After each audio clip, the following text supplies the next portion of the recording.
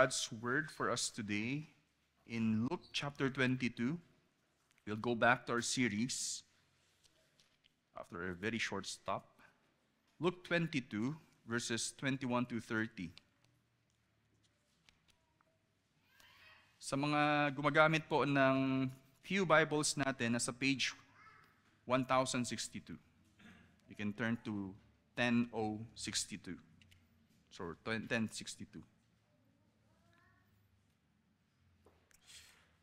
Okay, church.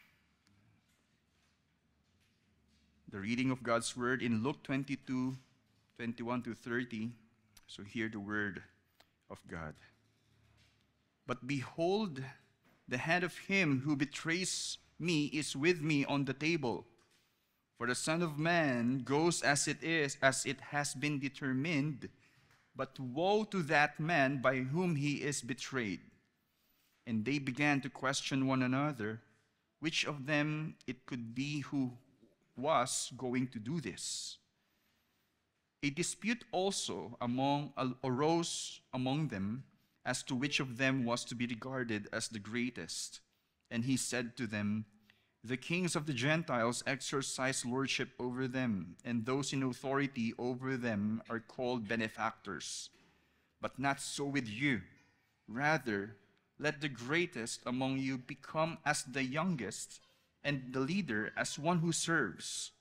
For who is the greater, one who reclines at table or one who serves? Is it not the one who reclines at table? But I am among you as the one who serves. You are those who have stayed with me in my trials, and I assign to you, as my Father assigned to me, a kingdom, that you may eat and drink at my table in my kingdom, and sit on thrones judging the 12 tribes of Israel. So church, this is the word of the Lord. Amen. Sige po, makakaupo po tayo.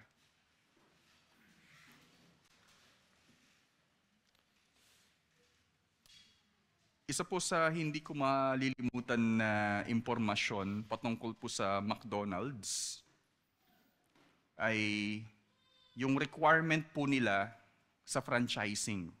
Sino pong gustong magkaroon ng franchise ng McDonald's? Sa amin, sa Binyan, meron dong isang franchise pagmamayari ni Alden. Kailangan niyo po ba si Alden Richards? Pero ito po, no, I want to imagine kung ginawa niya itong requirement na ito. I'm still not sure, hindi ko pa po na-verify kung totoo itong requirement na ito. Sinasabi, kung ikaw ay bibili ng franchise, to become a branch owner ng McDonald's, kailangan mo daw pagdaanan lahat ng gagawin ng staff. So, ibig sabihin, magluluto ka ng burger, magpe-prepare ka ng mga ganito, maglilinis. Ang idea is para daw talagang ma-fully understand mo yung business at talagang maalagaan mo ng husto yung business. So, bata pa po ako, elementary, high school ko narinig yon. And tinry kong i-search kay Google kung totoo yon, hindi ko pa makita. Pero the idea is, if you want to become an owner, kailangan mo magpakababa muna and do that. So gaya ng ganitong prinsipyo, kung nais mong maging dakila sa buhay na ito, to become great in this life, the question is, handa ka bang magpakababa para mangyari ito? That's why pinamagatan natin ang sermong ito base sa ating teksto na, the greatest became the least. The greatest became the least. Ang sentrong mensahe nito ay, true greatness is displayed in one's faithfulness to God, even to the point of death for His sake, as manifested perfectly by Jesus. Again, true greatness is displayed in one's faithfulness to God, even to the point of death for His sake, as manifested perfectly by Jesus. So let me just explain.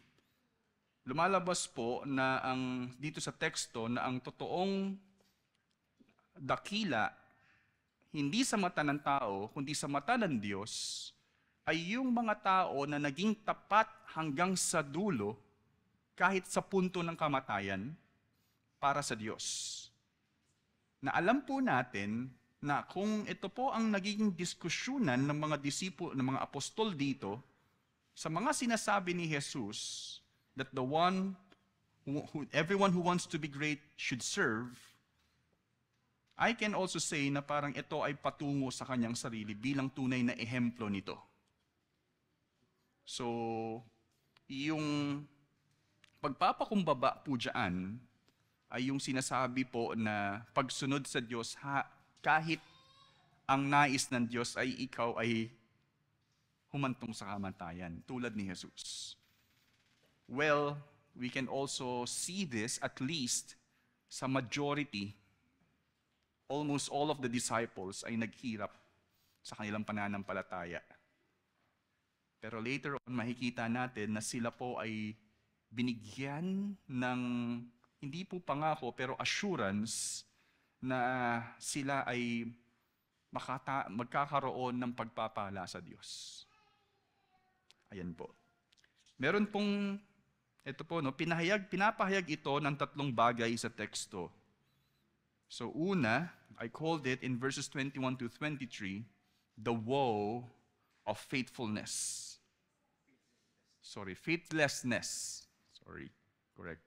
The woe of faithlessness. Yung woe po dyan, yung word dyan, in Greek, ay nangangahulugang woe or alas. Oh, how dreadful!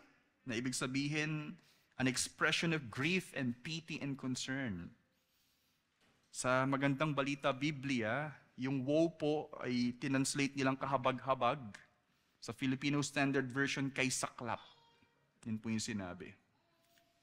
Woe to such men who will betray the Son of Man. Yun po ang pinapakita dyan. Or sinasabi. Pangalawa, 24 to 27, I called it the lure of greatness. Yung para kang, tawag ba sa lure? Na aakit na ikaw ay maging dakila. Tulad ng mga nangyari po dito sa mga apostol. At panghuli, in verses 28 to 30, I called it the reward of faithfulness. The reward of faithfulness. So let's start. Una po, the woe of faithlessness. Dito po sa huling pag-aaral po natin, ang nangyayari po sa story ay sila po ay nagtipon-tipon para po sa pag-oobserba ng banal na hapunan, o kaya actually originally tawag po dito, hapunan ng Paskwa, right? Passover meal. Kaya po sila nagtipon-tipon. Pero of course, the Lord instituted the Lord's Supper na tinatawag. And imagine, alam po natin na ang sino man na nagtitipon para sa hapunan ng Paskwa ay yung mga taong they are intimate with each other, especially family or families. But again, in this situation, sino po yung mga kasama ni Jesus? Yung mga apostol. Which is yun yung mga closest friends ni Jesus na lumalabas. Na itinatalaga din niya na magpapatuloy ng gawain. Apparently, biglang may sinabi si Jesus. With all the feeling na ang saya na tayo ay kabilang sa circle ni Jesus, biglang sinabi ni Jesus sa verse 21 to 23, "But behold, the hand of him who betrays me is with me on this table. For the Son of Man goes as it has been determined. But woe to that man by whom he is betrayed." In effect, they began to question one another, which of them it could be who was going to do this. Nakita niyo po yung nangyayari dito?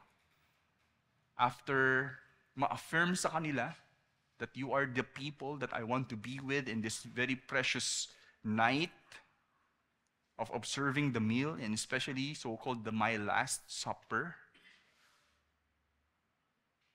I want you to know, one with us or in this fellowship, ang isa sa inyo ay ipagkakanulo ako.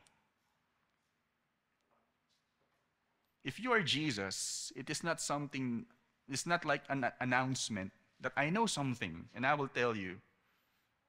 The who, ang tingin nyo na magkakanulo sa akin, hindi siya nagbigay ng ganong klaseng impormasyon. But it is coming from a heart that is really disappointed that after all, one of you will just betray me. With all the privileges, with all of the promises laid on you, later on, in the end, one of you will just betray me. It's really disappointing, as if we can hear Jesus with that kind of sound na siya po ay disappointed. Ito ang nagpasimula ng pagkakaroon ng pagdududa sa isa't isa ng mga apostol sa parteng ito ng salaysay. Because later, in verse 24, actually sinabi po doon, a dispute also. Which is, nagsimula po yung dispute dito po sa sinabi ni Jesus among themselves. Sa pribilehiyong tinanghal sila bilang mga pinakaimportanteng tao sa huling hapunan rin mismo ni Jesus, biglang nabahala ang bawat isa sa dulo. After the beautiful observance of the meal, biglang may ganong sinabi si Jesus. Kumbaga parang they were shaken, stirred. Sinabi ni Jesus na ang isa roon ay magkakanulo nga sa kanya. Manlinaw na ang tinutukoy rito ni Jesus ay sino po? Si Judas or si Judas. Na alam po natin kamakailan ay nagtungo sa mga pinuno ng mga Hudyo para sa planong maipagkanulo si Jesus. In verses 3 to 6, yan po yung saad ni Lucas. Ngunit, pinapakita rito na nabagabag ang mga apostol. Right? Sabi po, they began to question one another. Sila po ay nabagabag na ang isa sa kanila ay ipagkakanulo lamang si Jesus matapos ang lahat. Ang iba, maaaring ang iba ay nagkaroon ng galit ng isa sa kanila ay gagawin iyon kay Jesus. Na-imagine ko lang po na yung mix of or possible na mga umaandar sa kanilang mga utak na bihira, merong isang, after all, may magagawa nun kay Jesus sa atin. Gusto siyang patayin, ipagkakanulo siya. Maaaring ang iba ay nagkaroon din ng pagdududa sa kanilang sarili. Hala, ako pala yun? Or posibleng ako pala yun? After all the purity in my heart to really follow Jesus, in the end, ako pala'y babagsak lang kay Jesus. So they're also probably questioning themselves. Or ang iba ay kampante at nagmamataas na siguradong hindi sila ang tinutukoy ni Jesus.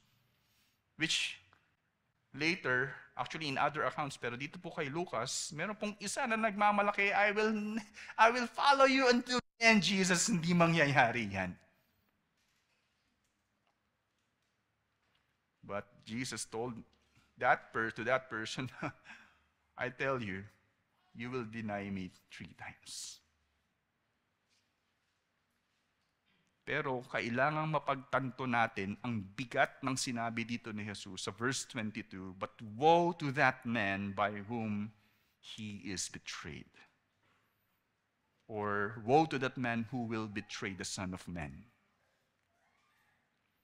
Bagamat si Jesus ay determinadong magpasailalim sa itinakdang pagkakanulo sa kanya, nakakadismaya pa rin kung ang mga taong binigyan niya ng pribilehiyo na makasalo sa kainan, bilang mga kaibigan na nakipag-isa sa kanya, ay ipakanulo din siya sa huli. In their context, this table fellowship na tinatawag is really intimate in a sense na ito po ay yung mga nagtitipon sa kainan ay may na-establish na pagtitiwala sa bawat isa. Sinasabi nga po, yung table fellowship is a form or expression of covenant. Kaya maganda nga po yung idea kumakain tayo dito. Kasi parang we are like entrusting ourselves to each one. Pero dito, isa sa kanila ay hindi naging tapat sa Diyos. Because we know, during this time, nagkaroon na siya ng usapan sa mga chief priest. While he is observing also, or belonging to that intimate fellowship. Pero alam po natin, sinasabi nga po ni Jesus dito, the Son of Man goes as it has been determined. In other version, sinasabi na the Son of Man is determined to be betrayed. Determinado si Jesus na siya ay mabetray. Kasi yun po yung tinakda ng Diyos. Pero kung sinasabi niya kung sino man ang taong iyon, napakasaklap ng kanyang gagawin. Actually, yung mangyayari din po sa kanya. Hindi man lahat ng apostol ay ipinagkanulo si Jesus tulad ni Judas, because we all know, after Jesus was arrested, may isa pong sumunod kay Jesus na nagtatago pa. At sinasabi, hey, ikaw kasama ka nun, di ba? Oh, I do not know that man. And after that, wala nang kasama si Jesus. In that case, mukhang lumalabas po na si Jesus din po ay ipinagkanulo din sa ganung bagay ng mga apostol. Pero kumpara kay Judas, siya po talaga yung nagdala sa mga, siya po talaga ang nagdala kay Jesus para sa mga chief priest. Hindi man, pero po sa atin, hindi man natin ipinagkakanulo si Jesus tulad ni Judas, ang hindi pagiging tapat kay Jesus kinalaunan ay tunay na hindi kaaya-aya. It seems na parang tayo po ay so-called disciple of Jesus. Ang masakit pong realidad ay matapos po ang actually hindi yung pagiging tapat natin, pagiging tapat ng Diyos sa atin, butihan niya, later on, hindi pala natin talaga.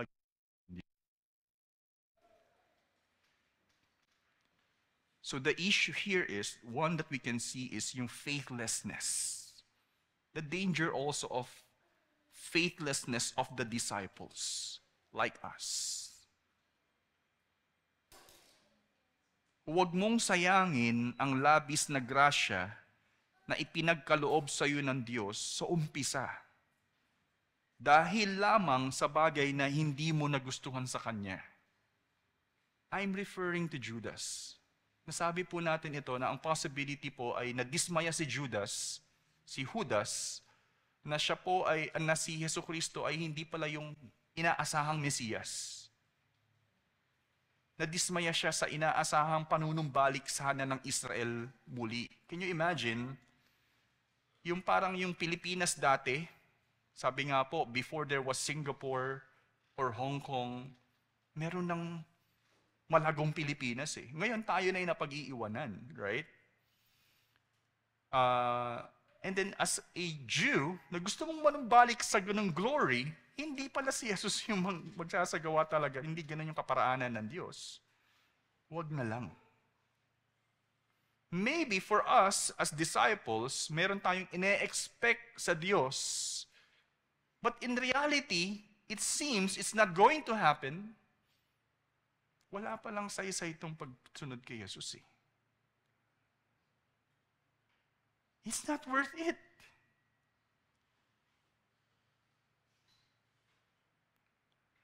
Pero ang totoo po, tayo po ay kinahabagan ng Diyos simula pa lang sa umpisa.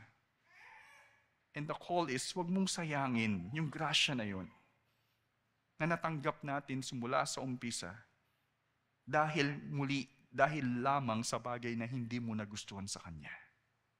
Ano man po iyon. Pahalagahan mo ang grasya ng Diyos sa iyo.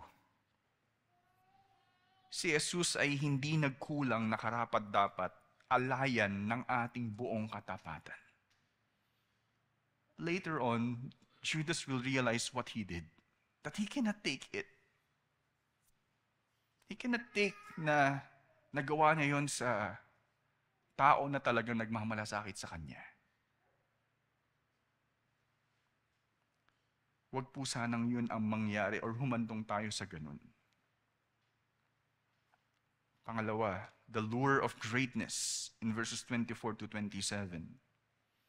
Matapos sabihin ni Jesus na may magkakanulo sa kanya, nangyaring sunod sa verses 24 to 26. A dispute also arose among them as to which of them was to be regarded as the greatest. And he said to them, the kings of the Gentiles exercise lordship over them, and those in authority over them are called benefactors. But not so with you. Rather, let the greatest among you become as the youngest, and the leader as one who serves. Actually, yung gagamitin ko sanang introduction kanina ay hindi iyon. Naisip ko yung, alam niyo po sa NBA, actually hindi NBA, yung Dream Team na tinatawag. Pero yung original na Dream Team, I don't know kung Dream Team pa rin yung tawag sa mga US na player basketball ngayon. Sila Jordan, Magic Johnson, Larry Bird. Nung unang nabuo po yun, akala nila na parang, syempre, that's so powerful. Walang makakatalo sa kanila. Pero, lahat sila ay nakasentro sa atensyon, yung atensyon nakasentro sa sarili nila kung sino yung magiging captain. Can you imagine, si Magic, hindi nyo kilala, for sure yung iba. Yung isa doon ay captain ng Lakers, captain ng Chicago Bulls, captain ng Celtics. Ang naglalaban-laban sino yung mangunguna sa team. Ang ginagawa pong test lagi ng US basketball ay pinapalaban nila yung mga NCAA players, college basketball players. And you know what? In their first exhibition game, natalo po yung dream team ng college basketball players. Why? Because of their ego. Because they're also disputing kung sino po yung tatanghalin na mangunguna sa kanila. Dito po sa teksto, masasabing dahil nagkaroon sila ng pribilehiyo kay Jesus bilang pinakamalalapit sa Kanya, maaaring ang mga ito ay naghangad ng mataas para sa kanilang sarili.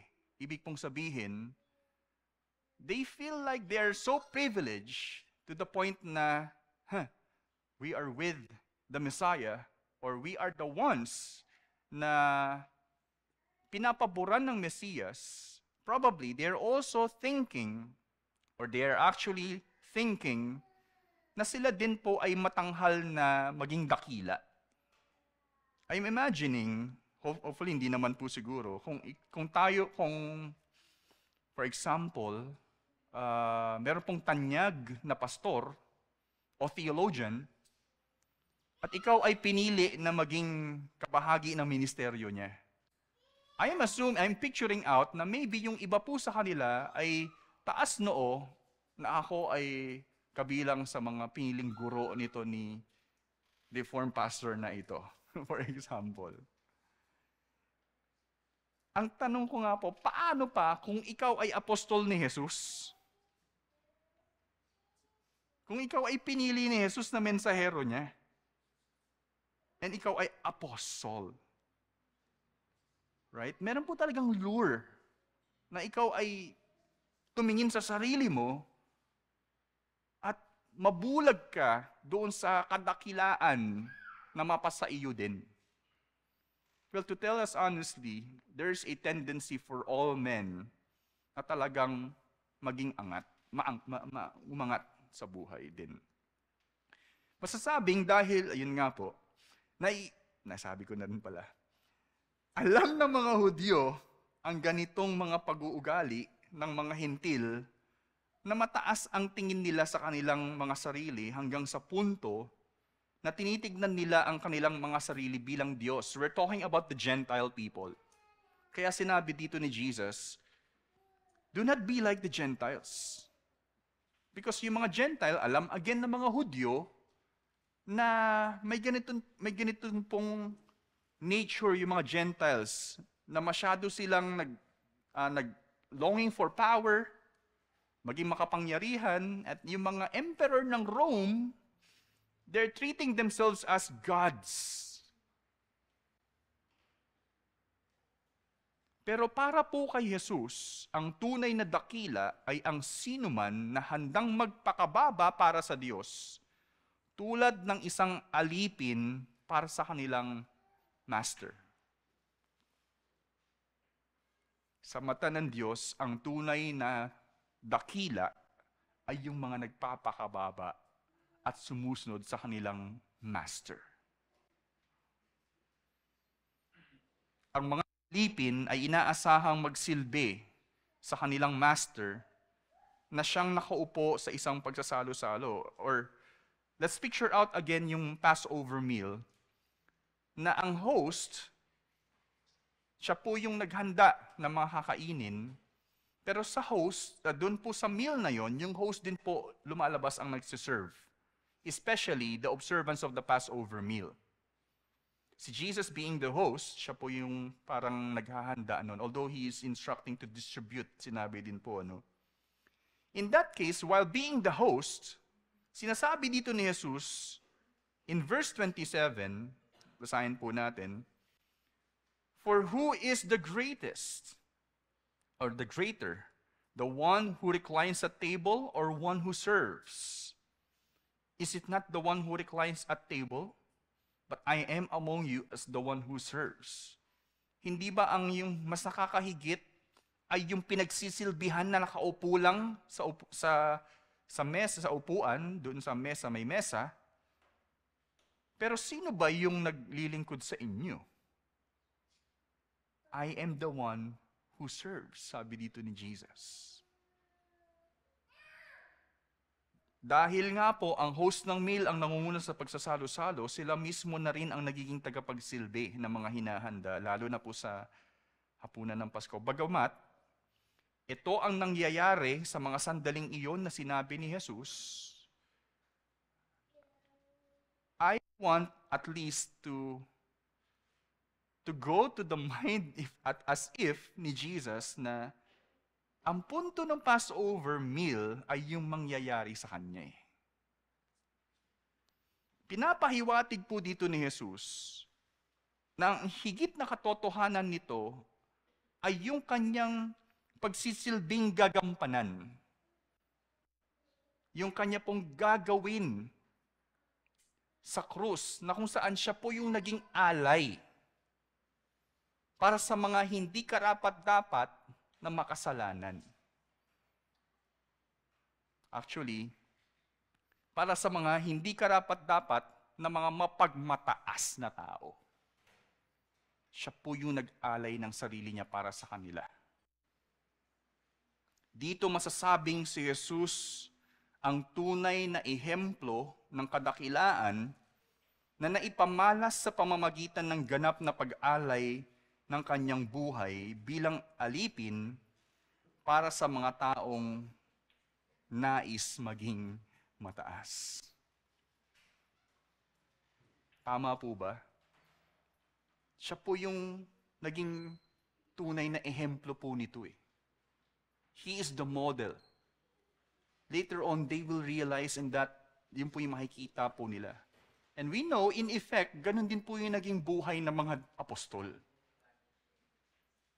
Ang kadakilaan, ayon sa mundo, ay maatim ang rurok ng buhay.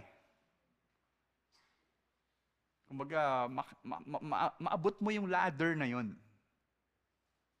Ngunit para sa Diyos, ang kadakilaan ay ang ganap na pagpapakumbaba at pagsuko ng buhay sa Kanya para sa kabutihan, again, pagsuko ng buhay para sa Kanya at para sa kabutihan ng marami. Ibig sabihin, the offering of oneself to God and for the good of all people. For Him, that's what true greatness really is. Kaya ang makikita po natin dito na sinasabi, kung gusto mong mapabilang sa mga taong pinakamalapit kay Jesus, mamuhay ka bilang lingkod ng Diyos at pagsilbihan mo ang mga taong minamahal niya. Because you want to be great because it seems that you are part of the circle ko. Well, you have to be like me, who is also going to the cross, who is heading to the cross for the great purpose of God and for the great purpose of the salvation of all men. Kung gusto mo talagang maging great in a sense na ikaw ay disipulo ni Jesus, mamuhay ka katulad ni Jesus bilang lingkod ng Diyos at pagsilbihan mo ang mga taong minamahal niya. Ito ang masasabi po nating tunay na kadakilaan sa mata ng Diyos. And I want also to have a footnote that this is not about serving in the ministry. This is not about like leaving the world behind and heading towards the cross, to sell the houses and go for missions. It's not about that. Later on, this talks about the humbling of oneself so that you will truly be exalted in salvation. Yun po yung punto natin din dito. Hindi lang po yung maging great tayo sa Diyos by humbling oneself, pero ang realidad po, ang issue po kasi ng puso ng tao ay gusto nilang sila ang maging Diyos. But the calling of God is not to humble yourself before Him so that you will truly be great in His sight. Panghuli, the reward of faithfulness. Kanina po, the woe of faithlessness, and second, the lure of greatness, and ngayon po, the reward of faithfulness. Ngunit, sa huling bahagi ng teksto, sabi ni Jesus in verse 28 to 30, "You are those who have stayed with me," and I like this, "in my trials. And I assign to you, as my Father assigned to me, a kingdom, that you may eat and drink at my table in my kingdom and sit on thrones, judging the 12 tribes of Israel." After all those words, you want to be great? Oh, you ought to be the one who serves.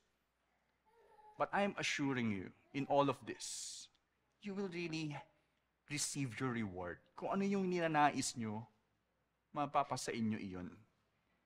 Pero how do we understand ito pong sinasabi? Sa kabila ng pag-asam ng kadakilaan ng mga apostol, pinahayag ni Jesus ang katotohanan nito. Yung greatness na inaasam po nila.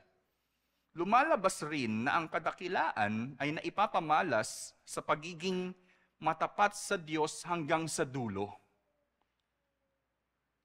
Anumang daan ang tatahakin.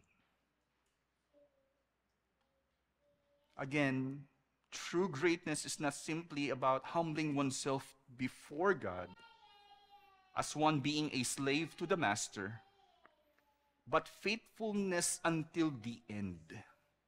Because throughout the journey, there is an assurance of an eternal reward.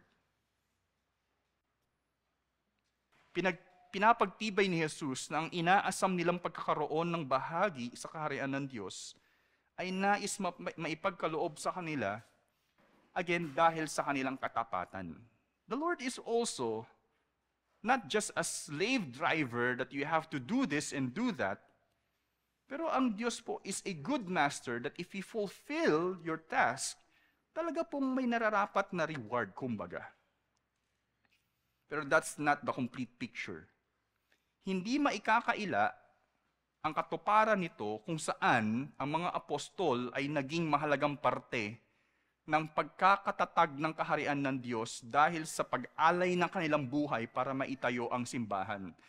If we will realize, sabi po ni Paul in Ephesians 2:20, na ang pundasyon ng simbahan ay ang mga apostol and the prophets, and Jesus being the cornerstone.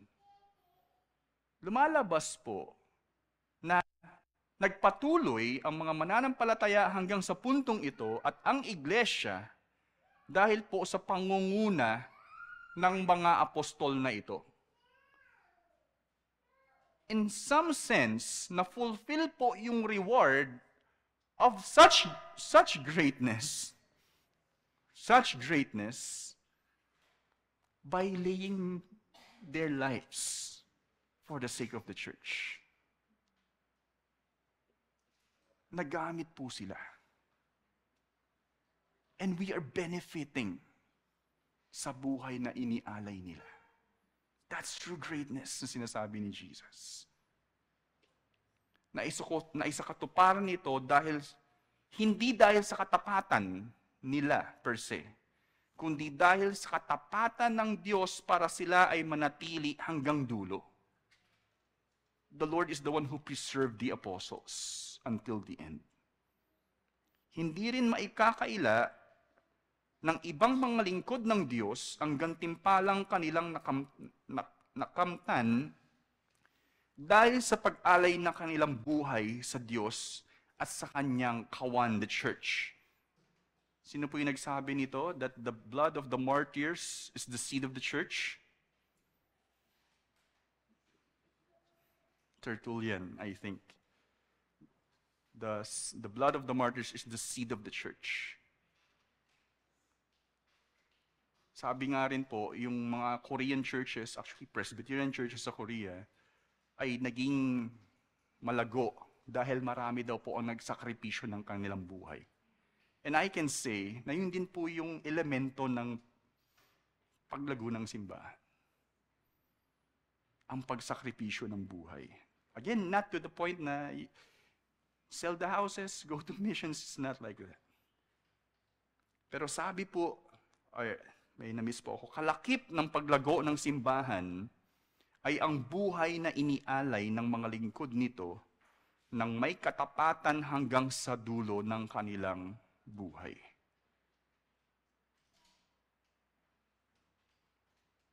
We are part of this. The next generation is like also looking after yung faithfulness po natin para sa kanila. And many saints also, na marahil hindi natin nakilala pero sinuportahan natin in whatever form. But in the heaven, sabi nga po, merong lalapit sa'yo at magpapakilala, Brother Japet, thank you. Who are you? Oh, we're the ones who you supported for the gospel. Thank you because of your love. You will be amazed.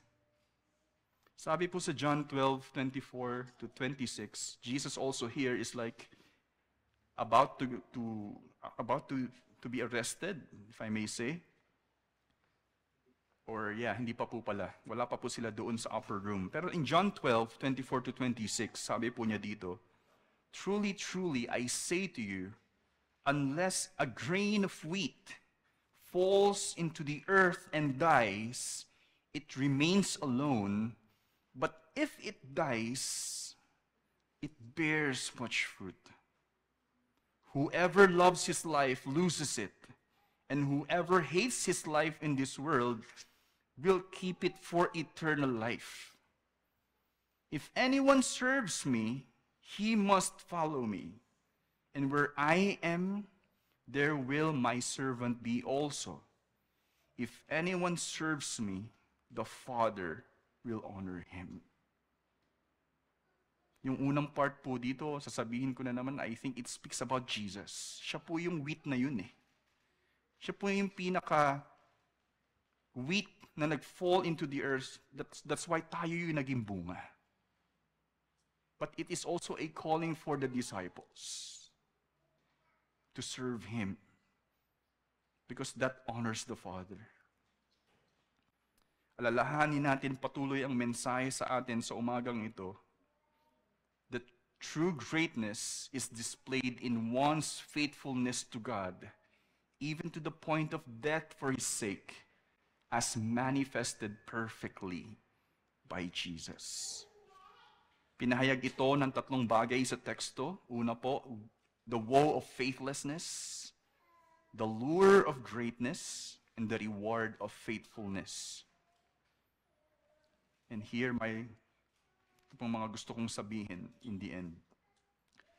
Kung ikaw man ay nagnanais na makilala bilang dakila, maybe you are here and you want to be known as a great, to be known as great person, o gusto mo makilala na tinatawag na GOAT.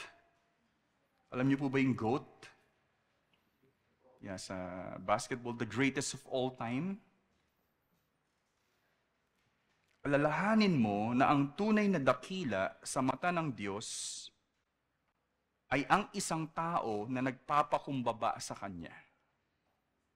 Sa mata ng Diyos, the great person is the one who humbles themselves before God. Like yung sinabi po sa James 4:6 mula sa Proverbs, that God opposes the proud, but gives grace to the humble. The key element to salvation is not like presenting your works to the Lord so that you will be accepted. The key to salvation is humbling yourself before Him and acknowledging that you are a sinner. You cannot present anything to the Lord. The key to salvation is to acknowledge that you need Jesus Christ. The key to transformation is that you need His grace. Is that you need His mercy. The key to eternal life is receiving the Lord Jesus Christ. To surrender yourself. That I am in the end of everything and I need Christ. Lumapit ka sa Diyos ng may pagpapakumbaba. Aminin mo na ikaw ay mapagmataas at ikaw ay makasalanan at kailangan mo ng tagapagligtas. Tanging sa pagkamatay ni Jesus sa krus, ikaw tunay na magkakaroon ng kapatawaran sa Diyos at wala ka nang maidadagdag pa rito. Nabuhay siyang muli para ikaw ay magkaroon ng buhay na walang hanggan. Tanging pagpapakumbaba at pananampalataya kay Jesucristo nang may pagsisisi sa kasalanan, mapapasa iyo ang kaligtasang ito. Pero kung ikaw naman ay nagmamalaki bilang disipulo at lingkod ni Jesus, maybe you are already a Christian but you're proud in yourself that you are, or is even as a disciple, alalahanin mo na si Jesus ang dapat makita sa iyong buhay at hindi ang iyong sarili. Mamuhay ka ng tapat sa Diyos na dumidepende ng husto sa Kanyang grasya, anuman ang tahakin mo sa buhay na ipinagkaloob sa iyo ng Diyos. Magtiwala ka sa katapatan at kabutihan ng Diyos na kailanman ay hindi tayo bibiguin. Let us pray. And let's prepare ourselves for the celebration of the Lord's Supper. Lord, thank you for your word. We do acknowledge that we are proud people, even as your disciple, like the apostles themselves. who seeks greatness sa buhay nila, O Diyos. But thank you because behind it, maybe you are like laughing. Tumatawa po kayo sa kanila dahil hindi nila alam ang sinasabi nila. But in your heart, Lord God, you want to really tell them that the true greatness are the ones who will stand with me until the end, who will really humble themselves for the cause of God in this world. Lord, we pray that we will grow in this pursuit, oh God. Yes, it's good, Lord God, to be a great career man, to be a great businessman, to be a great person towards the community, great in our family. There's nothing wrong with that, O Lord. But we pray that it will be shaped by the greatness that you desire for us. That we are not simply after ourselves, but we are after your glory, and we are after the good of men, especially their salvation, in all of the gifts that you have given to us. Thank you, Lord, and prepare our hearts indeed as we proceed, O God, in participating in the communion, Lord. Bless you in Jesus' name.